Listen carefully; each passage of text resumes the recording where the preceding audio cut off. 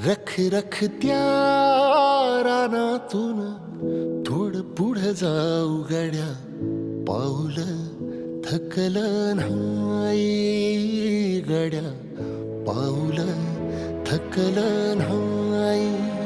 सुकलेल्या भाकरीला पाण्यासंग खाऊ गड्या, पाऊल थकलं नाही गड्या, पाऊल थकलं नाही.